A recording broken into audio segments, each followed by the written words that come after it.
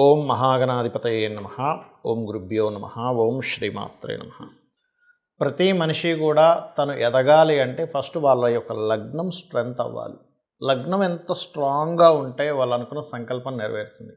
అయితే మనకి పరాశర మహర్షి చెప్పినటువంటి ఒక సూత్రం పరంగా సర్వే త్రికోణనేతారో గ్రహాః శుభఫలప్రదాః అనేటువంటి ఏదైతే శ్లోకం ఉంటుందో ఆ శ్లోకానికి తగ్గట్టుగా ప్రతి లగ్నం వాళ్ళు సంకల్పం నెరవేరాలి అంటే అసలు ఏం చేసుకోవాలి అనేటువంటి విషయం ఇప్పుడు మనం ఒక్కొక్క లగ్నం రీత్యా మనం తెలుసుకుందాం. మిథున లగ్నము, మిథున రాశి. మీకు ఒకటే గుర్తుపెట్టుకోండి, ఫస్ట్ లగ్నం నుంచి చూసుకోండి. మీరు టాప్ పొజిషన్లోకి వెళ్ళాలి. మిమ్మల్ని మించిన వాళ్ళు ఇంకా అసలు అంటే మీరు దేన్నైనా సరే సాధించేటువంటి లక్షణాలు కలిగి ఉండాలి. ఎటువంటి ఆటంకాలనైనా సరే మీరు అధిగమించి ముందుకు వెళ్ళగలగాలి. మీ యొక్క డిజైర్ నెరవేరాలి. మీరు స్ట్రాంగ్ అవ్వాలంటే ఏం చేయాలి? మిథున లగ్నంలో పుట్టినటువంటి వారు ఇక్కడ చూసుకున్నట్లయితే శుక్రవారము, శనివారం గుర్తుపెట్టుకోండి. శుక్ర శనివారాలు శని శుక్ర గ్రహాలకు దీపారాధన చేయండి. బికాజ్ ఆఫ్ మీ లగ్నం స్ట్రెంత్ అవ్వాలి. ఫస్ట్ మనం ఏదైనా సాధించాలంటే మనం స్ట్రాంగ్గా ఉండాలి. అది ఆరోగ్యంగా, మెంటల్లీ, ఫిజికల్లీ ఏదైనా గుర్తుపెట్టుకోండి. అప్పుడు ఏమవుతుంది, మనం ఏదైనా సాధించగలుగుతాము. అయితే ఇక్కడ ఈ రెండు గ్రహాలకి దీపారాధన చేస్తూ గోవుకి తీపి చపాతీలు, బెల్లము తినిపించండి. అండ్ రెండో విషయం ఏంటంటే ఇక్కడ మీరు లలిత మరియు వెంకటేశ్వర స్వామి ఆలయాలకు రెగ్యులర్గా వెళ్తూ ఉండండి. మీరు చేయవలసిన మంత్రం ఏమిటి? స్ట్రెంగ్త్ అవ్వాలంటే మీరు చేయవలసిన మంత్రం ఓం మధుసూదనాయ నమః అనే మంత్రం చేసుకోండి. మరొక విషయం ఏంటంటే మీ స్ట్రెంగ్త్ ఏమిటి అసలు? యాక్చువల్గా నడిచే వికీపీడియా అంటారు మిథున లగ్నాన్ని. అంటే మీరు ఇన్ఫర్మేషన్ తీసుకున్నంత, మీరు నాలెడ్జ్ పెంచుకున్నంత ఎవరు పెంచుకోరు. Because of your strength is knowledge gaining. ఎటువంటి క్వశ్చన్ వేసినా సరే ఆన్సర్ చెప్పేటువంటి సత్తా కానీ తెలివితేటలు కానీ మిథున లగ్నానికి ఉంటాయి. వేరే లగ్నాలకు ఉండవని కాదు, బట్ వేరే లగ్నానికి 5th హౌస్ యాక్టివేషన్ అయితేనే ఉంటాయి మిగతా లగ్నం వాళ్ళకి. బట్ ఇది ఇన్బిల్ట్ లగ్న అంటారు మిథున లగ్నాన్ని. అయితే మరి 1,00,000 మందిలో ఒకరు అలా ఉండరండి అనేటువంటిది మనకు వినిపిస్తూ ఉంటుంది. ఎందుకు? 1,00,000 మందిలో లేదా 1000 మందిలో, నేను చెప్తున్నా 1,00,000 మందిలో 1,00,000 జాతకాలు తీసుకుంటే ఒకటి అలా ఉంటారు. ఎందుకు అంటే అప్పుడు వాళ్ళకి మెర్క్యూరీ పాడవుతుంది, అంటే వాళ్ళ లగ్నాధిపతి పాడైపోతాడు. అలా పాడైన వాళ్ళు కూడా సెట్ చేసుకోవచ్చు. ఎట్లాగా? ఎవరితో పాడవుతాడు సర్వసాధారణంగా మెర్క్యూరీ అంటే కేతువు, కుజుడితో పాడవుతాడు. అంటే అలాంటి వాళ్ళు కాస్త సుబ్రహ్మణ్యేశ్వర స్వామి ఆరాధన చేసుకుంటే కూడా క్లియర్ అవుతుంది. బట్ ఏ ప్లానెట్ ద్వారా పాడైంది మన లగ్నం అనేది తెలుసుకోవాలి. బికాజ్ ఆఫ్ లగ్నం అంటే జీవుడు. ఫస్ట్ ఎన్ని భావాలు అంటే 12 హౌజెస్లో మెయిన్ హౌస్ ఇస్ లగ్నం. అంటే మనిషి పేరు ప్రఖ్యాతలు, మనిషి యొక్క తత్వం అన్నీ లగ్నంలో ఉంటాయి. ఇది ఫస్ట్ స్ట్రాంగ్ చేసుకోవాలి. ఇది స్ట్రాంగ్ అయితే అన్ని స్ట్రాంగ్ అవుతాయి, గుర్తుపెట్టుకోండి. కాబట్టి ఇది చేయండి. అట్లాగే తెలివితేటలే మీ స్ట్రెంగ్త్ కాబట్టి మీ ఐడియాతో వర్క్ చేయడం, అంటే ఎవరికైనా సజెషన్స్ ఇస్తూ, ఐడియాస్ ఇస్తూ, మీ ఐడియాలే మీ ధనం, గుర్తుపెట్టుకోండి. మీ ఐడియాయే మీరు మీ ఐడియా వేరు కాదు, గుర్తుపెట్టుకోండి. అట్లాగే మరొక విషయం ఏంటంటే ఇక్కడ మీరు కనుక ఏదైనా అమ్మవారి ఆలయానికి వెళ్ళి సేవ ఏదైనా చేస్తున్నట్లయితే, అంటే అక్కడ ఏదో మనకి కొన్ని జరుగుతూ ఉంటాయి, ఉత్సవాలు జరుగుతుంటాయి, అక్కడికి వెళ్ళి మీరు ఏదైనా సేవ చేయండి. 100% మీకు సక్సెస్ అవుతుంది. అయితే ఇక్కడ మాత్రం మీకు మెర్క్యూరీ బాగున్నాడు అంటే మీ సక్సెస్ అంతా కూడా కమర్షియల్ స్పేసెస్ కొనడం, కమర్షియల్ స్పేస్ మీద వర్క్ చేయడం వల్ల మీకు బాగుంటుంది.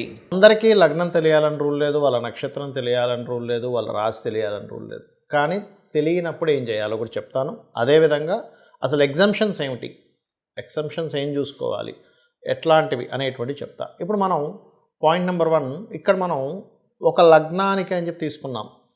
ఒక్కొక్కసారి ఏమవుతుందంటే ఆ లగ్నాధిపతి రూల్ చేయకుండా ఇంకొకరికి అందిస్తారు. అది ఎలా జరుగుతుంది అంటే ఆత్మ సంబంధినో ఏచ ఏ నిజస ధార్మిణ తశాంతర్దశాశ్వేవ దిశదిశ్వదశాఫలం. అంటే మహాదశా ఫలితాలు ఎలా ఇస్తాయి అనేటువంటి దాని మీద ఒక శ్లోకం చెప్పడం జరిగింది పరాశర మహర్షి. అంటే అదేంటి? ఆత్మ సంబంధం బట్టి, అంటే అదే ప్లానెట్ ఇవ్వకుండా అది ఏ గ్రహంతో సంబంధం పెట్టుకుందో దాన్ని PAC అంటారు. అంటే ప్లేస్మెంట్, ఆస్పెక్ట్ అండ్ కంజంక్షన్. తద్వారా ఆ యొక్క ఫలితాలు ఇస్తుంది. అలాగే ప్రతి గ్రహం కూడా తన ఫలితం తను ఇవ్వకుండా వేరే గ్రహాన్ని అందిస్తుంది. అప్పుడు పర్సనల్ చార్ట్లో వేరే గ్రహం ఏ గ్రహానికి వెళ్ళిందో పర్సనల్ చార్ట్ చూసుకొని దాన్ని బట్టి చేసుకోవాలి. అది ఇన్డెప్త్గా వెళ్ళేటువంటి విషయం. బట్ నేను స్టార్టింగ్లో ఏదో చెప్పానో అది ఖచ్చితంగా అది కూడా పనిచేస్తుంది, పనిచేయదని కాదు.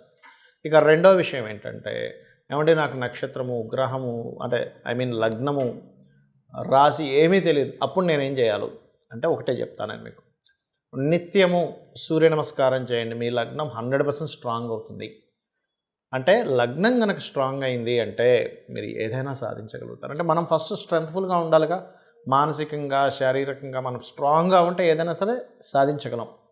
అతను విల్ పవర్తో అతను సాధించాడు, అతని యొక్క ఐడియాలజీతో సాధించాడు, అతను ఓపికతో సాధించాడని చెప్తూ ఉంటాం. అలా ఒక్కొక్క లగ్నానికి ఒక స్పెసిఫిక్గా ఉంటుంది. అవన్నీ ఇచ్చేది సూర్యభగవానుడు. ఎందుకు అంటే సూర్య నమస్కారాలు చేసుకుంటే ఇవన్నీ ఎందుకు వస్తాయంటే సూర్యుడి లోపలే అందరూ ఉన్నారు. బ్రహ్మ, విష్ణు, రుద్రులు, అమ్మవారు. చూడండి మనకి లలితసహస్రనామాల్లో భానుమండల మధ్యస్థ భైరవి భగమాలిని అని చెప్పడం జరిగింది. వాయుపురాణంలో మీరు కనుక శివలింగం లేదు మీ దగ్గర, శివునికి పూజ చేయాలనుకుంటున్నారు, సూర్యుడి మీద ఇలా వదలండి, నీళ్ళు వదలండి, అదే శివునికి చేసేటువంటి అభిషేకం అని చెప్పడం జరిగింది. అంటే ఏమిటి? శివుడు, అమ్మవారు, విష్ణువు, సకల దేవతలు, అప్సరసలు, అదేవిధంగా యక్షులు, గంధర్వులు, పితృదేవతలు, నాగులు, వీళ్ళందరూ అందులోనే ఉంటారు. కాబట్టి ఫస్ట్ చేయండి. రెండవది, ఈ యొక్క కలియుగంలో ముఖ్యంగా శాస్త్రాల్లో చెప్పినటువంటిది గణపతి యొక్క ఆరాధన, చండీ పారాయణము. చండీ మీరు వేలు ఖర్చు పెట్టి నా దగ్గర డబ్బులు లేవండి హోమమే చేయాలంటే అని అక్కర్లే. ఈ కలియుగానికి ఉన్న గొప్పతనం ఏంటంటే చండీ వింటూ మీరు చండీని ప్లే చేసుకోండి. చక్కగా మెడిటేషన్లో కూర్చోండి. మీరు హోమం చేస్తున్నట్టుగా ఊహించుకోండి. ఎందుకంటే కలియుగానికి ఉన్న చాలా గొప్ప విషయం ఏంటంటే మీరు ఒక మంచి పనిని ఊహించుకుంటే దాని ఫలితం వచ్చేస్తుంది. డబ్బులున్న అందరూ ఆల్రెడీ నా దగ్గర డబ్బులు ఉన్నాయండి అని మనీ ఉన్న వాళ్ళు నేను చెప్పేది కాదు. మనీ లేక ఇబ్బంది పడుతూ అయ్యో నేను అలాగా నా జీవితంలోనే ఈ అప్పులు ఎలా తీరాలి, మా పిల్లలకి చదువులు ఎలా చదివించుకోవాలి, నేను ఎలా ఎదగాలని తపన ఉన్న వాళ్ళు, మనీ లేని వాళ్ళ గురించి నేను చెప్తున్నా. ఆల్రెడీ డబ్బులు ఉన్నాయి, హ్యాపీగా చేసుకోండి. ఎందుకంటే మీరు ఎప్పుడు కూడా మనీ ఉన్నప్పుడు ఖర్చు పెట్టాలి. ఇంకో 10 మందికి దానివల్ల ఉపాధి కలుగుతుంది. లేవు, ఈ రకంగా చేసుకోవచ్చు. ఈ కలియుగా అనుకున్న గొప్ప ఇది. అదేవిధంగా మీరు ఇంకా బాగా స్ట్రెంగ్తెన్ అవ్వాలి, మీ లైఫ్ చాలా స్ట్రాంగ్గా మారాలి. ఎందుకంటే ప్రతి ఒక్కరికి ఉంటుంది, నేను నిరూపించి చూపించాలి, నేనంటే ఏంటో నేను నిరూపించి చూపించాలని ఉంటుంది. అలాంటప్పుడు దత్తాత్రేయుడి యొక్క ఆరాధన, సూర్యభగవానుడి ఆరాధన చేసుకోండి. గోవులకి గోధుమ రవ్వ మరియు అరటికాయలు ఈ రెండింటిని తినిపించండి. మీ లగ్నం ఏదైనా కానివ్వండి గుర్తుపెట్టుకుని. అలాగే క్యారెట్స్ తినిపించండి. దీంతోపాటు ఉదయం నిద్రలేచిన వెంటనే సుబ్రహ్మణ్యేశ్వర స్వామిని చూడండి.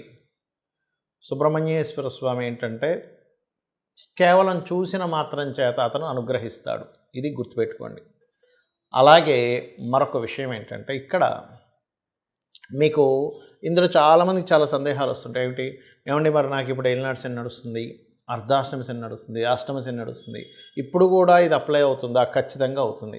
అయితే ఎప్పుడైనా గుర్తుపెట్టుకోండి, ఏలినాటి శని, అర్ధాష్టమి శని, అష్టమి శని నడిచేటప్పుడు చాలా సింపుల్ టెక్నిక్. రెగ్యులర్గా ఆంజనేయ స్వామి ఆలయం కానీ, సుబ్రహ్మణ్యేశ్వర స్వామి ఆలయం కానీ, గణపతి ఆలయం కానీ, నరసింహస్వామి ఆలయం కానీ, లేదా అమ్మవారి ఆలయం కానీ, లేదా శివుని ఆలయంలోకైనా రెగ్యులర్గా వెళ్తుంటే ఆ దోషమే పనిచేయదు పెద్దగా. అంటే శని అనుగ్రహిస్తాడు అక్కడ. ఎందుకంటే మీరు చూడండి, మనకి వెంకటేశ్వర స్వామి దగ్గర అందరూ సకల దేవతలు వచ్చి వాళ్ళు నమస్కరిస్తుంటారు అంటుంటాం. మరి మనం కూడా వెళ్ళి అక్కడ నమస్కరిస్తున్నాం అనుకోండి, అప్పుడు ఆ దోషం అనేటువంటిది పడకుండా మనకు ఆ కర్మ ఆ యొక్క భక్తి మార్గంలో ఉండడం ద్వారా దగ్ధం అవుతుంది. ఇక మరొక విషయం ఏంటంటే ఇక్కడ నెగటివ్ అస్సలు ఇంక మైండ్లో పెట్టుకోకండి.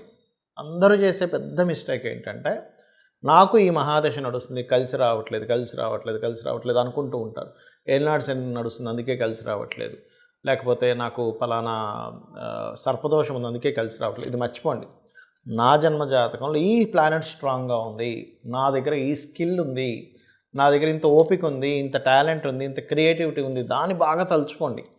బికాజ్ ఆఫ్ మన సబ్కాన్షియస్ మైండ్ ఏదైతే ఉందో, మనం ఏదైతే మనలో ఒక శక్తి దాగిందో దాన్ని తలుచుకోవడం ద్వారా అక్కడి నుంచే మీకు అద్భుతాలు జరుగుతాయి. కాబట్టి నిత్యము లలిత చదువుతూ నేను చెప్పినవి చేయండి. ఖచ్చితంగా మీరు అనుకున్నటువంటి స్టేజ్కి మీరు చేరుకోగలుగుతారు. శ్రీమాత్రే నమః.